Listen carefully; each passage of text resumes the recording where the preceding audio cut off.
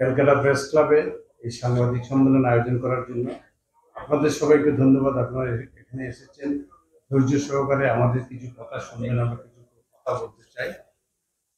47 থেকে এরকম ঘটনা ঘটছে, আপনারা সব জানেন, সেগুলো নিয়ে আর কথা আমি কিছু বলবো না।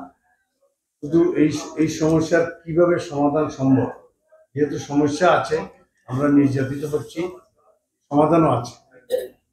আমরা 5টা পয়েন্ট আমাদের এই মেমোরেন্ডামে দিয়েছি, আমাদের সাবমিশনে। আমার কলিগ সেটা পাঠ করেছে, আপনাদের কাছে কপি আছে। আমি শুধু একটা পয়েন্ট নিয়ে কথা বলবো। জাতিসংঘের শান্তিরক্ষা বাহিনীর যে মিশনের যে কথাটা আমার কলিগ বলেছেন, ভারত সরকার সহ বিশ্বের অন্যান্য দেশকে আমরা রিকোয়েস্ট করি জাতিসংঘের শান্তিরক্ষা বাহিনী যেন বাংলাদেশে পাঠায়, যাতে আমাদের জনগণের নিরাপত্তা নিশ্চিত। তারপর 1947 থেকে আমরা যেরকম ভিকটিম হচ্ছি, 1947-এ হিন্দু পপুলেশনের ল্যান্ড ওন করতো অলমোস্ট 70%। বাংলাদেশের টোটাল ল্যান্ডের 70% বাংলাদেশের হিন্দু সম্প্রদায় ওন করতো। পপুলেশন ছিল ক্লোজ টু 33%, মানে ওয়ান থার্ড ছিল পপুলেশন, 70% ছিল আমাদের সম্পদ। সেটা আজকে হয়েছে 10%। আমাদের অত্যাচারিত আমরা হয়েছি 77 বছর যাবৎ। এখন আর থাকা যাচ্ছে না তাদের সাথে।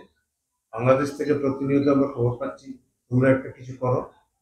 আমাদের দাবি আপনাদের মাধ্যমে জাতিসংঘের কাছে, ভারত সরকারের কাছে, আমরা তাদের সাথে আর থাকতে চাইও না। এত অত্যাচারের পরে আর থাকা যায় না। আমাদের ল্যান্ড সহ আমাদেরকে সেপারেট করে দেওয়া হোক, এটাই বলতে পারি। এছাড়া কিছু বলার নেই। তাদের সাথে থাকা যাবে না। 5ই অগাস্টের সরকার পরিবর্তনের পরে একজন মহিলা বাংলাদেশের একটা উপজেলা, আমি আশা করি আপনারা উপজেলাটা বুঝেন, আগে ছিল থানা, এখন সেটা উপজেলার একটা মহিলা, হিন্দু মহিলা, কাঁদতে কাঁদতে বলতেছিল ভিডিওতে, তোমাদের সাথে থাকা যাবে না, প্রত্যেক জেলাতে একটা করে উপজেলা আমাদেরকে দিয়ে দাও, তোমাদের সাথে আমাদের কোনো সম্পর্ক থাকবে না, আমরা আমাদের মতো থাকতে চাই, আমরা নিরাপত্তা পাচ্ছি না, অ্যাটলিস্ট একটা উপজেলা আমাদেরকে দান। আমরা এটা দাবি করি, সেই হিসেবে আমরা পার্সেন্টেজ অফ ল্যান্ড দাবি করি। আর বলার দরকার নেই।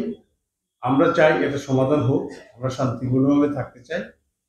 আপনাদের সবাইকে ধন্যবাদ জানিয়ে এখানে শেষ করছি। নমস্কার। আমরা সাংবাদিক আমরা লক্ষ্য করেছি যেসব জায়গায় হিন্দুরা একটু বেশি মাত্রায় সংখ্যা একটু বেশি আছে, মৌলবাদী শক্তি ঠিক ওই জায়গাগুলিতেই আক্রমণ করে। কারণ হলো ওই ভিতটা ভেঙে দিতে পারলে ওখান থেকে হিন্দুরা চলে যাবে, ওই জায়গাটা আস্তে আস্তে হিন্দু শূন্য হয়ে যাবে।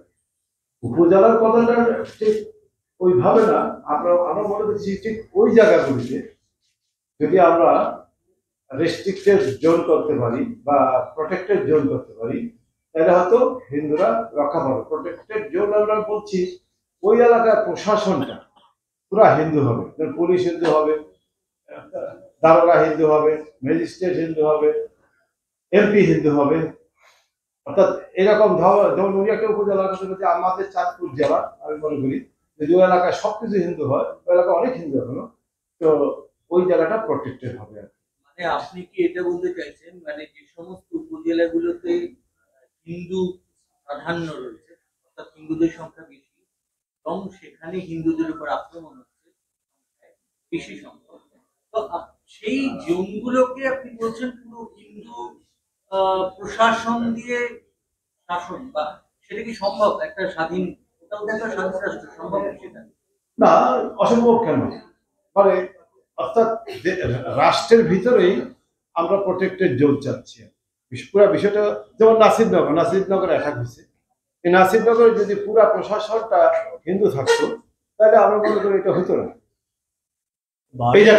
ভারতেও তো অনেক শিডিউল এরিয়া আছে, এখানে বাইরের লোকজন জমি কিনতে পারেন না, তাদের প্রপার্টির একটা লিমিটেশন আছে। এরকম ভাবে কিন্তু যাতে সেই অঞ্চলে তাদের নিজস্ব সংস্কৃতি স্বাতন্ত্র্য রক্ষা হয়, আমাদের এটি রয়েছে। আমার ধারাটা ভুলে যাচ্ছি, হ্যাঁ 371 এখানে এ বি সি ডি করে অনেকগুলো আছে, সেরকম ভাবে বাংলাদেশে আমার প্রশ্ন আছে, হঠাৎ কয়েক মাস ধরে শুনে যাচ্ছি সব আলোচনা হচ্ছে, সব হচ্ছে, সবাই সবাই সব করছে, কিন্তু এখনো প্রধানমন্ত্রী শেখ হাসিনা রয়েছে।